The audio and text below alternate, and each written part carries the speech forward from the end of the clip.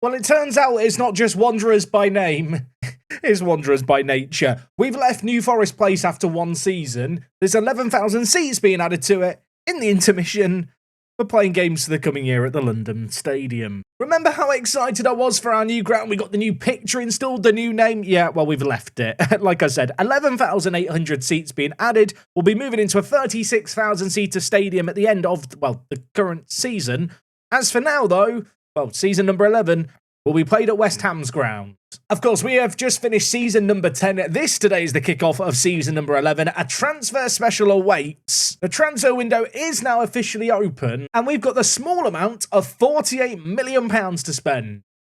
Yeah, I'm excited for this. Let's run the intro and get straight into things. I hope you lovely lot are doing absolutely amazing. Welcome back to episode number 79, the start of season 11, as I already mentioned. And in terms of the plan for today, well, it's to try and find a way to strengthen the team somehow. Although I do feel like we've kind of hit a point in this save game now. With all the English talent we have, the actual amount of English players that I can go out and sign isn't actually that big. And I suppose that is somewhat indicated when you look at the kind of, well, the national team here. 7 of the national team players ahead of the World Cup are in our current squad. That's kind of crazy, isn't it, when you look at it? And in terms of the players not at the club that I can maybe look to sign, well, let's be real for a moment. With a transfer budget of £50 million, basically the top half of the players here just aren't realistic signings. The pool of players that are actually going to improve my team is getting smaller and smaller. In terms of the best 11 and the bench, of course, this is a team that has just won the Premier League really, really convincingly. With that in mind, I don't feel like we need to go crazy with transfers. Of course, the last couple of transfer windows really have been about 1 or 2 big names. In terms of my plan for this window, well, we've got a Kenner coming back from his loan at Coventry. Of course, we signed this guy with some money we had left over. He's actually had a really good season. Considering Coventry got relegated, I actually think 7 goals for him is pretty good. And actually, when we compare him here against Nicky Meredith, you can see he is just a straight upgrade. Nicky is a player I really want to sell. I did have some interest in him about 2 months ago. I think I got a bid of £15 million from Saudi Arabia. That felt offensive. In the goalkeeping department, I am thinking I might look to move on Josh Griffiths here. The 32-year-old has been a loyal servant, but Shea Salmon, who came for our youth intake many years ago, after a number of loan spells, I feel like now is in a position where he can come in and be a Premier League backup for us. If we just compare him with Griffiths here, far better shot stopping, better mentals, not quite as good in the air. Naturally, compared to Caleb Anson, Shea Salmon is just not as good, but nevertheless, I feel like he can now be our backup. Assuming I was to move on both Meredith and Griffiths, that would leave me with a squad of 24 players, and well, then we'd be looking to improve things. The sad reality is, though, when I look at English players who are at least slightly interested in a transfer, the pool of players out here isn't all that vast. I have looked at players like Jared Branthwaite here, who at 31 years old could maybe be an okay centre-back option for us. Super consistent, likes important matches. His actual transfer value isn't too crazy, considering he was signed by Real Madrid for £40 million at the start of last year. And to be fair, the more I look at him, the more I feel like he could be just a sensible signing option to make. He's a current England international, very good in the air. Obviously, centre-back-wise, I wouldn't say we're lacking strength, but at least on paper, it is perhaps our weakest area. He would be an affordable upgrade. The other player who I've definitely got an eye on is Jonathan Banks. I really would like to sign this guy. Having missed out on him last year because Everton are annoying, he'd be a great player to pick up. Minimum release clause of £111 million is a bit of a problem. His transfer value is probably going to be around the £100 million mark. Right now, you can see our overall balance sits at £80 million. I mentioned the transfer budget and wage budget we've got. Of course, ordinarily, in a save game like this, you can do a lot of wheeling and dealing. I feel like with Premier League money, you can sign a few South Americans, flip them on for, 20 to £30 million in a matter of seasons. Don't really have the capability to do that with our transfer restriction. It's definitely been an aspect of this save game I underestimated. I thought we'd get way more money than we have been getting in the Premier League. In terms of being able to spin players on for profits, a lot trickier without significantly weakening the team and then not having an alternative to bring in as a straight upgrade. Anyway, I am going to offer out Nicky Meredith here. In fact, you can see I've already offered him out. We'll see if anyone comes in for him. And then in terms of transfers, I kind of want to explore the Banks option, if I'm being completely honest. I just feel like at 25 years old, he would be a monumental upgrade if we could get him in. In terms of the kind of deal I'm looking at, obviously I can't afford to pay all the money up front. If I am going to sign him, it is going to have to involve installments. I'll see maybe if I could go for something like this. £75 million spread out over 3 years. I suggest terms here. They're wanting a lot closer to his release clause than I'm willing to pay. I have no idea if this is going to work. I'm going to offer them Nicky Meredith, who of course did used to be an Everton player. I'm then going to actually lower the amount I was offering them. I was going to offer them 80 million. If I'm giving them Nicky Meredith, I want a discount. How about 68 million plus your former player, Everton? I mean, they have actually counter-negotiated and not removed Nicky from the deal. 30 million up front, 50 million over... 3 years, and Nicky Meredith. How does that sound? We're actually getting close to a deal here. I don't know if I've ever done a player exchange before. You know what? After 50 league games, I'll give you £10 million. How does that sound? They've actually accepted it. I mean, Nicky Meredith, formerly an Everton player. A decent little player, the 24-year-old, it has to be said. We signed him for 31 million. The last couple of years, he's really just dropped off. He was a good stopgap at the time. I think when we signed him, those 15 million goals... or not 15 million goals. Those 15 goals were worth the 31 million pounds. Imagine if he had scored 15 million goals. Then it'd be the signing of a century. But actually, over the last few years, he has just slowed down rather significantly. I think I have to accept I'm going to take a loss on him. I can use him as a bit of a bargaining chip with the Banks deal to save, 20 to 30 million. It's probably worth it. Apparently, Banks is unsure about discussing terms. Well, let me see if I can make him sure. He wants a release clause. Nobody like that. Wants 195 million and a yearly wage rise. I'm going to remove the yearly wage rise. In terms of the salary, I feel like we can actually start to afford the kind of money he is asking for here. I'm going to up his agent fee a little just to try and save some money. He wants 200 million. I mean, the thing is, for a Premier League quality player, £200,000 probably is worth it for an absolute star. Do I want to lose him over £5,000? You know what? I don't. I'm going to just lock in £205,000 for Jonathan Banks. I missed out on this guy last year. I really want him this year. And if you're wondering, where am I going to play him? I'm actually thinking I might play him at defensive mid at Regista. I mean, Carl Flood has been a great player for us over the years, but Jonathan Banks is a significant upgrade. Of course, he can also play at striker. Granted, one of the reasons I wanted to get rid of Nicky Meredith was because I had too many strikers. In doing this transfer, I would just be adding another striker. I suppose what I could look to do is move on to someone like Bernard Brennan, potentially. Arsenal and Manchester United are interested in this man. Valuation of 53 to 63 million. The 22-year-old has been just a really solid player for us this year, but we have so many solid players in our ranks. I know he's rated in terms of star rating as our best striker. I think that is entirely inflated by his form in his last 5 games. In the last few years, Football Manager changed the algorithm for stars to have a bit more of a bearing based on kind of recent form. The reality is Brennan is not the best striker in this team. I mean, you can see here, Andy White is clearly better. Chris Barrett, you know what, maybe a little bit closer, but I'd give the edge to Barrett just because I think the speed and technicals are just a slightly more important thing.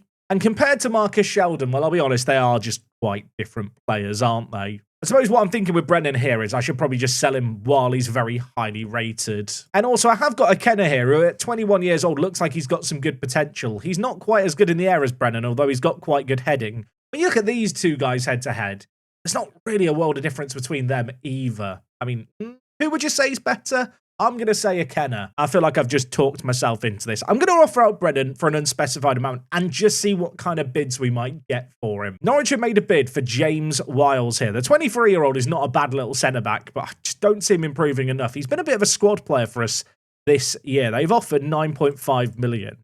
I wonder if I could go in for Branthwaite from Real Madrid if I was to get kind of 13 million for Wiles here. I think I have to accept that bid. The 23-year-old we signed from Cambridge for £500,000. He's been a serviceable player for the last 2 years, but it's clear at this point he's never going to make it as a starter for us. 13 million feels pretty good there. And immediately with this money, I kind of want to go out and try and sign Jared Branthwaite as a centre-back option. In terms of as the backup ahead of Wiles, you can see he'd be a way better backup. He may even end up starting for us semi-frequently. He's 31, so he's not getting any younger. Right now, I can't loan him. He's already played for 2 clubs in the last year because he played for both Everton, I think it was, and Real Madrid.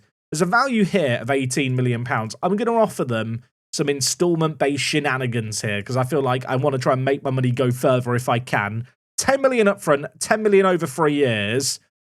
They have counter-negotiated that quite significantly. I'm getting 13 million for Wiles, so I'll offer them 13 million up front and then 8.5 million over 3 years. We're quite far away from an agreement here, but I feel like I have to try and get this one over the line. Okay, that took some really hard negotiating, but I've negotiated £28 million for him, but only 15 million of it is up front. It's not a small deal by any means, but if we are going to go for the Champions League this coming year, and I do really want to go for it, I feel like he could be a particularly good player for us, very good with the ball at his feet. Has some nice player traits as well, which could be useful with the system that we play. I mean, Henderson right now is our current left centre-back. If I'm being honest, alongside Ashley Phillips, I think Henderson is currently comfortably the second best player. I feel like physicals, both aerial and speed, very, very important in Football Manager. And as good as Henderson's been, he's not exactly been the most consistent player for us in recent years. If we just compare him quickly with Jared Branthwaite here, Branthwaite, very, very good in the air, good attacking ability. I think I'd be bringing in Branthwaite more to be a bit of a backup, but obviously we can rotate based off form. Henderson did actually get in the Premier League kind of media dream 11 of the year, just gone. But in terms of English centre-backs for under 30 million, I'm not going to get anyone better than Branthwaite. Fully aware he's about to turn 32, but we are kind of just now in a win-now scenario. I mean, when I look at English centre-backs available, Gay's available, but he's a few years older, and at 33, he's definitely showing more significant signs of decline. Charlie Cresswell's an interesting one, but he's not exactly a young kid anymore in this universe at 31. And I think if I compare him with Branthwaite here, Branthwaite is just a slightly more complete player. It's sort of like Howard Bellis is not a bad option, but just not good enough, really. It's really weird, right? I'm sure there's people who are watching the save game and have been watching it who are sat just screaming, kind of, sign better players. Within the kind of transfer restrictions I have, there's just not really better players. If I was playing this save game with kind of the long-term vision of building up the club sustainably in mind, maybe Naylor Clark would be the option to go for. 19 years old, really good potential. But a super inconsistent, temperamental centre-back doesn't really fulfill my kind of upcoming objectives of doing the 3P to the FA Cup, trying to retain the Premier League, and win a Champions League. Like, this guy is not going to contribute, and he'd also cost me over 35 million. Okay, offer accepted for Branthwaite. Good news, he wants to be a squad player, which kind of fits in line with where I imagine he's going to be for us. Wants £110,000. I'm going to try and negotiate it down. 3-year contract probably makes sense for him. He'd be 35 at the end of that contract, given the fact he's about to turn 32 at the end of this current month. Probably going to have to just settle for kind of 98 to £100,000 from here. Or 105,000. I'm not going to lose signings over £5,000 right now. I feel like this is another good, sensible signing. I know he's not the youngest player by any means, but in terms of a bit of experience, someone I think we can trust, I like the look of him. If I get in Branthwaite and Banks, I actually think that's a really good window immediately. Given the pool of players out there that I can sign, that would be two really satisfying signings to pull off. Sky Clevey here, once upon a time, was a hot prospect for us who I thought was going to be great. He's just not developed. I've had an offer here. I'm just going to accept it. Any money feels good. No offers for Josh Griffiths is a bit unfortunate, but we have had some offers for Brennan here. Man City offering £66 million, potentially. Manchester United locked in 42 million. PSG have locked in 49 million. Oh, I feel like selling him to Man City might be the play. In terms of this offer from Man City, though, I do feel like it needs some negotiating. Ideally, I get as much money as possible up front. You know what? I'm going to ask for 75 million up front and see what they say. I have a sneaking suspicion, just by the fact they wanted to do installments, their actual initial fee can't really exceed this offer they've initially given me. I really don't want to be getting money over the long haul. I need money now. I need it up front. I'll ask for 42.5 now. 42.5 now just feels so low, though, doesn't it? 45 million now, 50 up front. I kind of want to swing this more the other way. I just feel like there's a reason they've not given me all the money up front. It's because they can't afford to do it. 70 million up front, 25 million in 6 months. They've locked in a counter negotiation of 36 million and then 60 million pounds, but it is spread out over 2 years in multiple installments. I really wanted more money up front, and it's not a bad offer though. I mean, it's 96 million pounds. I mean, Bernard Brennan is good. Is he 100 million pounds good? Yeah, he's not even capped for England, is he? I've just got to take this money and run. I mean, PSG offered me 50 million up front. Man United offered me 42 million, but both those were locked in. This deal here, as much as, you know, given the fact I'm not sure how much longer the save game's going to be going on, I may never see all that money they're going to give us. 95 million is just a stupid amount of money. I mean, it kind of just covers the bank signing, really. Am I allowed to label the Bernard Brennan sale as an £100 million sale for the sake of YouTube clickbait? I think I'm going to go for it. I mean, if Wiles and Brennan go, well, we're going to have loads of money to get the other transfers done. Branthwaite and Banks, maybe more players to come. Okay, good news as well. Branthwaite has already agreed to join the club. I'm going to accept that one immediately. I'm obviously expecting Wiles to go the other way. Even if somehow his deal did break down with Norwich, we'd still probably look to ship him out. Branthwaite here is a squad player in his prime years. He is currently in the England national team playing at centre-back. Very, very good in the air. Could be a bit of a weapon from set pieces for us. Left-footed. Very, very good at bringing the ball out from the back, which is what we need from our ball-playing defenders. It just feels like a sensible bit of experience. I mean, Mick Garry was our centre-back that we called upon the most on off the bench last year. By comparison, is Branthwaite better? I mean, to be honest, they're just quite different styles of players. I think there's room for both of them in the team. I just got an inbox item through because a player who was in my intake last year called McGregor had an offer from Manchester United. I look at him, he's not a bad little player, but he's super injury prone. I thought, well, we'll entertain a contract offer. Let's see how much I have to pay him to keep him around. He wants £15,000. You know what, Darnell? Piss off to Manchester United, I'll have £1 million for you. International roundup, Sean Steele, still not playing for the main England team, but did get some goals for the under-21s, and look at his development. He is still just getting better and better. I love this man. Apparently, Al Kasaya, I've definitely not said that correctly, they want Ronnie Edwards. Now, Ronnie Edwards last year, I brought in to be a backup for £14 million. I'll be honest, he just didn't really play for us that much in the end. Mostly because he kept getting injured. I mean, I'm open to selling him, but it would leave me a little light perhaps on centre-backs, especially because James Wiles is already leaving. He is kind of the 6th choice centre-back, which sounds really far down the pecking order, Ronnie Edwards. But ultimately, when you play with 3 centre-backs, 6 centre-backs is a good number to have. Arsenal have now also made a bid for Darnell McGregor. This guy just doesn't want to be here, does he? Well, you know what? He can leave. James Wiles set to join Norwich City. I feel like £13.5 million for this guy is a pretty good deal. Norwich have just been promoted back to the Premier League. To be fair, I think for a newly promoted team, he's not a bad little centre-back option. 23 years old. Maybe lacking a little bit in the air. In terms of for us, he was never going to be a starter. I'm quite happy to take the money and run. He has almost single-handedly funded half the Branthwaite deal, which I feel like when you look at it through that lens, feels pretty good. It's a bit of a shame, really. Gone are the years where I eagerly anticipate our reputation boost, but we have received a small one. But what is worth? Is it 5 stars yet? No. 4-star reputation. We just won the Premier League and it's still only 4 stars. And we won the FA Cup twice. When have we done better in Europe? Okay, season tick-over date is about to happen. Last year, our media expectation wasn't all that high. Wondering if it's going to jump up this year. In terms of our season opener, by the way, Tottenham in the FA Community Shield. I want revenge from the Champions League game on them in that one. Season expectations, qualify for the Europa League through the league. You know what? That'll do me. And if we head to the club profile here, you can see media prediction for the upcoming season is 6th place. Of course, we are going to be playing in Champions League football. And if we do just have a little sneak peek at the season preview, you can actually see we're down in 8th place here. Worth noting, Jonathan Banks, the man I'm looking to desperately sign, is actually 3rd in the ranking of key players in the league. He's in the Media Dream 11. I really want him. I've just noticed as well, Pearson, who of course we were looking to sign previously before he turned his stand to go to Newcastle, is also in the Media Dream 11. I would love to sign this guy. There's no way I can afford him now, is there? His wages are outrageous. If I'd gone for 36 million, it would have been the steal of a century. I'm still sad he turned me down to go to Newcastle. You can see here, last season we did smash our record attendance. To be honest, we were selling out our ground on the regular, which kind of explains why the board now want to add 11,000 seats to our current ground.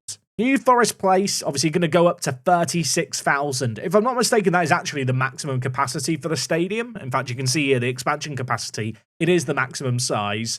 I do feel like Football Manager could do with doing a better job of maybe future-proofing stadiums more. Too often, this kind of situation happens where you build a new stadium too soon, and the expansion capacity is really low, and you start selling it out within a few seasons of the stadium being built. But you know what? It's still a beautiful ground. Shame we're not playing at it this year, mind you. I suppose it will be interesting to see off this 66,000-seater stadium how many fans we actually get in attendance. If we start selling over 40,000 tickets, obviously, the fact we're only expanding our ground to 34,000 seats will feel silly. I've just had something really embarrassing happen. This is a very dramatic cut, I realise. I offered a load of players new contracts, and the embarrassing thing I'm talking about isn't the fact that Tammy Ajaria has signed on £140,000 a week. I wanted to keep the club captain happy. No, the embarrassing thing is... Have you seen it? Brennan committed his future. I agreed a contract with Bernard Brennan during the season that would kick in at the end of the current year. That deal was already accepted by him. So despite the fact he was in negotiations, that new deal has kicked in. And as a result, his transfer to Man City has just been cancelled. And now, presumably, because he's just signed a new deal, he's not going to want to leave to go to Man City. I hope I've explained that adequately. Essentially, when I'm negotiating contracts with players, often I'll set the contract start date to the end of the current season, which is the 25th of the 6th of the following year, as you can see here with Henderson. The fundamental issue I've got is I did that contract with Brennan. He pre-agreed that contract. And as a result, as soon as this date occurred, the 25th of June, he just accepted our contract that he'd already accepted without even considering the Man City one. So basically, because of an oversight by Football Manager, I've missed out on £100 million. I'm fine. Maybe this is a blessing in disguise. Maybe. It doesn't feel like it right now. What does feel like a blessing, though, is the fact that Banks is ready to sign for us. Nicky Meredith is going the other way. I'm throwing the big bucks at one of the best players in the Premier League. And, well, we're going to hit the big green button. £80 million. Nicky Meredith going the other way. Lots of money spread out so it doesn't hurt our bottom line too soon. Henderson is actually expecting a contract offer, so I should probably give him one, even though I only opened up these negotiations. Kind of give the example. Mind you, he wants £150,000. We're currently spending £300,000 over the wage budget. So, sorry, Brian. Maybe we'll talk in a month. Jonathan Banks is here. I mean, to be honest, in terms of superstars we could have signed, this guy is as good as they come. One of the best players in the Premier League, one of England's best players. Pretty sure I'm going to play him at striker. I know I mentioned Regista earlier. I think he's too good going forward to play him further back. In terms of the man who maybe has to make way, I've already kind of made a space. It kind of just has to be Marcus Sheldon. Sheldon is kind of our more creative striking option. When you compare Banks to him, yeah, Banks is a much better player. There's actually a world where I wonder if I should be moving on Sheldon now, which feels almost blasphemous, but he was just a bit absent last year. Didn't really turn up in the big games.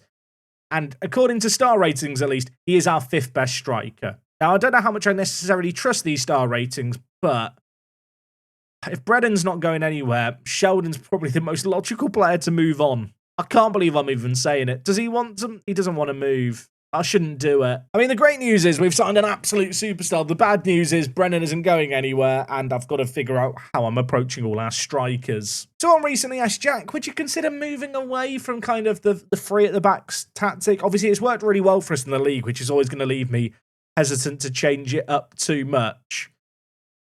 I feel like I've got too many strikers to make that change now. Granted, some of these guys can play in the wider areas, but it would just definitely cause me a headache. I do almost just want to do the thought experiment of how would I fit more players up front if I did play kind of a 4-2-3-1. I mean, I'll be honest, I do look at that team and kind of like the look of it. Would it be bad to just abandon the free centre-back formation now? I mean, if you look purely at star ratings, which are not necessarily the best indicator of ability, we don't exactly have an abundance of centre-back talent. We've already identified the fact that in terms of centre-backs, it's definitely the weakest area of the England national team setup. And this is maybe a way I could play Brennan, Andy White, Banks and Barrett all up top together. There's no other way I can make it work. Flood and Hatswell would play the exact same centre-mid roles for us too. I say that, actually, Hatswell obviously normally plays Segundo Volante, but, I mean, would you just change Flood to deep line playmaker on defend and Hatswell to Segundo Volante on support? The thing is, I really like, actually, the way a Regista acts with an inverted wing-back to the left to kind of tuck inside. I'll tell you what, someone mentioned this in the comments and I kind of poo-pooed the idea, but with the signing of Banks, it might just make sense. I mean, Banks as a shadow striker is absolutely immense, to be honest. He's got the creativity to play as more of a playmaker-y kind of player, but his physicals he can make use of going forward. Andy White as an inside forward. I feel like inside forwards are very good if they're good in the air in Football Manager. We've all seen the back post crosses in FM24, where if you've got a big tall man at the back post, it can work out wonders. Barrett is left-footed, and to be honest, as an inside forward, fits the role pretty blooming well. Then you play Brennan maybe as the big target man through the middle. I mean, would you play Brennan? Would you? Or would Ikenna be the better option to play through the middle? Ikenna's so good when it comes to his pace and his technicals. Oh, I really poo-pooed this idea, but I kind of like it now. I mentioned earlier as well the fact that we were having some interest in Ronnie Edwards, but I didn't know if I wanted to sell my 6th choice centre-back. Oh, it's tempting. You know what's making me think that maybe it's worth just experimenting with some kind of 4-2-3-1? It's the fact that I can very easily pivot to our current shape without a drastic change. Essentially, we'd lose one of the more attacking players for a defender. It could even be that we played this kind of shape away from home, and we played this kind of shape at home the coming year. It's actually not a bad idea. I even like the idea of Benito Lloyd-Weston as an inverted wing-back. Like, even that just feels quite fun to me, given how good he is with the ball. Well, I was going to say his feet. His dribbling's not the best, but he's got a decent first touch. He's got good mentals. He's got good physicals. He could play really nicely, tucking in alongside Flood. Then Hatswell as the Segundo Volante still has that ability to get forward. I mean, whether or not Gavin Wallace could necessarily play as an inverted wing-back, I mean, to be honest, he probably could. He's quite good with his right foot too. Am I talking myself into this live? I feel like sometimes in Football Manager, you kind of get a system that works, you get comfortable with it, you don't really want to deviate away from it. I've gone out of my comfort zone and spent a stupid amount of money on Jonathan Banks. To be honest, I do feel like as a centre attacking mid, he is just a really, really good player. I mean, he's a really good player, just in general. 25 years old, crazy leadership. This is a man to build our team around. I'm a bit hesitant to play him as a striker just because of the 13 finishing. I feel like playing him in a deeper role would probably be a waste, and I don't play with a centre mid. He has stuff like tries killer balls often, and that could be really, really good, especially with the inside forwards cutting in ahead. I'm actually talking myself into this. I can't quite believe it. The only area of maybe slight concern would be the left-hand side, because I've got Barrett who can play on the left. I've got Andy White who can play on the left. Don't think any of the other options can. Like, Brennan can only play on the right-hand side. Sheldon can only play on the right-hand side. And Akena can also only play on the right-hand side. But I guess there's a world where if we had an absolute injury crisis on the left, I could maybe just tuck in the man to play a bit of an asymmetric centre-attacking mid setup and then have the left winger or the left wing-back provide the whip. Am I cooking? Or is this I've just sat kind of having a thought experiment with myself live. This is like therapy in Football Manager form. I mean, the only thing that mark I can see against this is some people just don't like 4-2-3-1s. I mean, in terms of the actual instructions we're using, it's pretty similar to what we were using with the other system anyway. Obviously, we're going to look to press a little bit more, roll it out. I feel like it's just always very good, especially with our ball-playing defenders. I still want to kind of distribute the ball to them short, out possession. We press, we step up more. I'm really talking myself into this. I can't believe it. This is a slight modification of a 4-2-3-1 that I used in the network game as Liverpool, and it won me, well, a Premier League and a Champions League.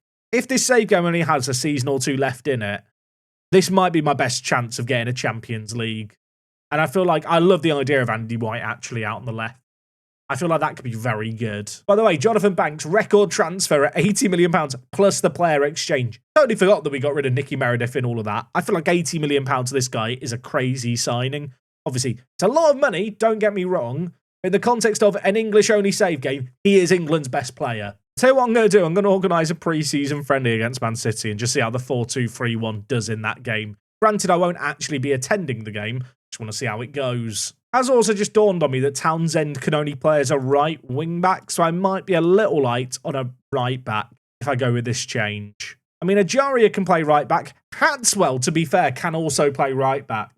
You know what? I think it's fine. I know I often ask this and then people don't actually do it. Go down in the comments. Let me know which tactic you think I should be using. Do you stick with what you know in the status quo, or do you mix it up and try something adventurous that just gets the most, I think, out of all the attacking talent we have, whilst also maybe just meaning we're a little less reliant on centre-backs, of which we've long established there are no good centre-backs in this universe. I actually do think Alfie Dorrington and Ashley Phillips as a centre-back duo is a very good duo, given our current transfer stipulations.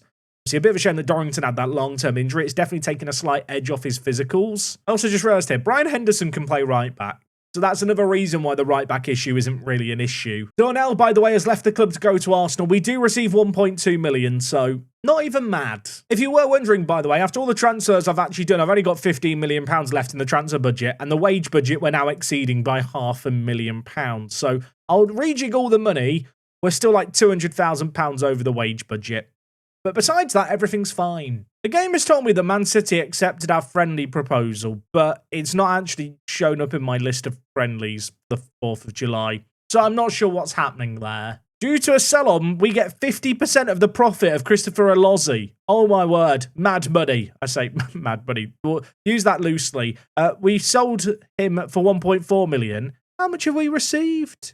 £675,000. You know what, Alozzi? You're a waste of money for me, but at least I've got a bit of money back for him. Andy White wants to discuss a new contract.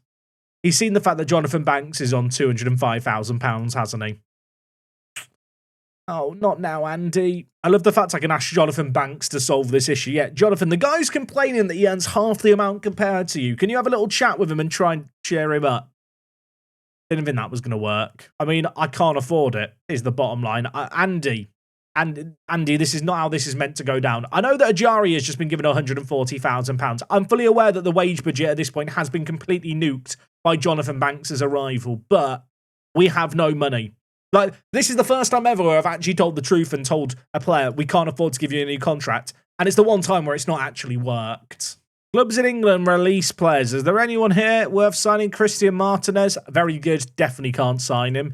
Darwin Núñez. Did you ever decide to be English?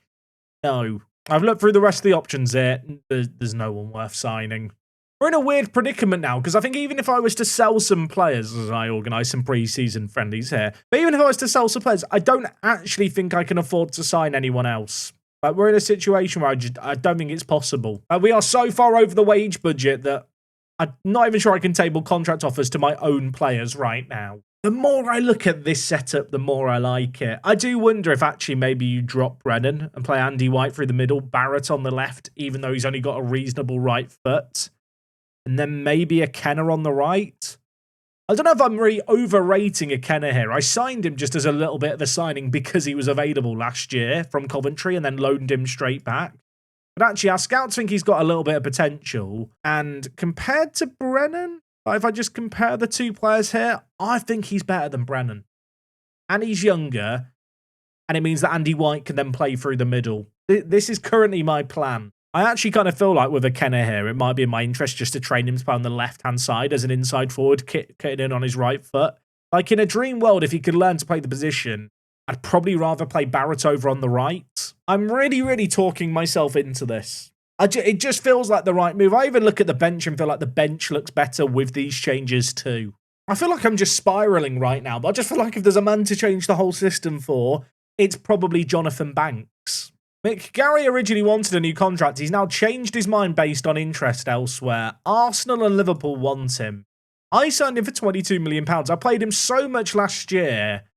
He wasn't that good. I mean, he probably has dropped down the pecking order as well in terms of centre-backs. You've got Branthwaite, Dorrington, Henderson, Phillips all ahead of him. Ronnie Edwards is around. I've got Arian B. Also just still exists at the club. I might sell Mick Gary if the interest is right, mind you. Apparently, he can bring a bid of £22 million, his agent. That is not enough. Granted, I signed him for £22.5 million. I'll offer him out for an unspecified amount. Let's see if Arsenal and Liverpool are willing to make a bid. He's unhappy about his contract anyway. He's down the pecking order. If I am going to change away from the three at the back, I might as well experiment with it. Also, I've just been reminded by this inbox item here. I've also got Christopher Hernandez at the club, who, as a 25-year-old, he's not a bad striker, but he's not good enough for me. I really need to sell him. I'll tell you what, when you look at the transfer budget remaining and wage budget available, it does look a little bit grim. I don't want to jinx it. If Jonathan Banks gets a long-term injury, I've made a horrific error. And I'll hold a man to say I'm ready for that. One thing I have found useful in this save game is with players in the youth team who maybe don't make the big breakthrough. I'm looking at players like Jordan Alul here. When I offer them out myself, I don't really get interest in them. Same with Josh Kerr here. Good players, but never going to be good enough for us. Actually, using intermediaries, do get a bit of interest. I've asked intermediaries to go out and offer them out. Josh Griffiths, like I already mentioned, he's kind of fallen down the pecking order. His agent doesn't think there's any interest. Can an intermediary drum up anything? Sadly not. Ryan Smith here, surely an intermediary can sell this man. Never mind. Neil Nightingale, intermediary, can do something. I'm not going to get millions for this guy, but there's a few players in this team that just never really developed and that haven't grown with the club. I mean, to be honest, when you actually look at the under-21 setup and under-18s, I definitely could have done more of a job, I suppose, keeping hold of our best young players. I say that, I've actually kept hold of some of the better young players, but we've not really developed anyone in the last few years. There is just a bit of a gap here. Christopher Hernandez offered out. I've not had any interest in him yet. I can ask an intermediary here. Oh, I'll tell you what. There's loads of offers here. Right, Mohammed Al Abdullah. Mate, I think you're getting me the best deal, even with the commission. 6 million? That'd be fine with me. Apparently, there is no interest in Mick Gary. Well, that is unfortunate, isn't it? Because he is apparently wanted. Okay, first offer via an intermediary. Al Nassr have offered 6.25 million for Christopher Hernandez. I am just going to take that money and run. We signed this guy for £3.4 million. Loaned him out for £1 million last year. Bit of profit. Can't complain. Had some offers here for players. Jordan Alul. Once upon a time, I was really high and hopeful for this guy. He's not developed. But you know what? Torino have made an offer.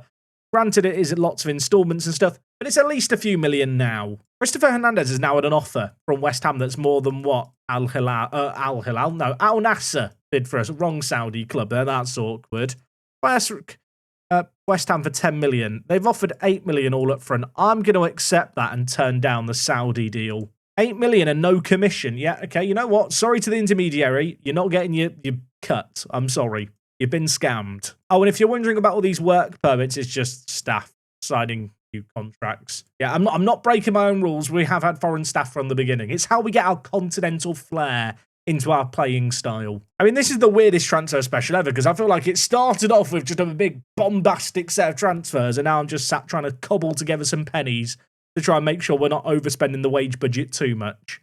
Not sure I'm going to be able to get under budget, mind you. Definitely not signing anyone else today. Just managing expectations. You know what? In the last few years, sometimes I've lacked a plan B. And I kind of like the idea of having this 4-2-3-1 as the starting shape, and then our kind of old system as the plan B, or vice versa, depending on the game.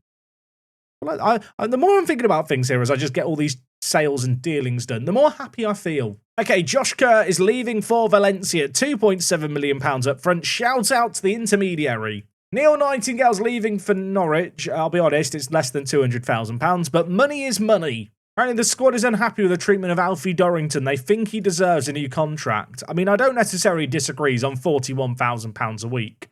But I literally can't afford a new contract right now. I don't know if you're aware, lads, there is no wage budget.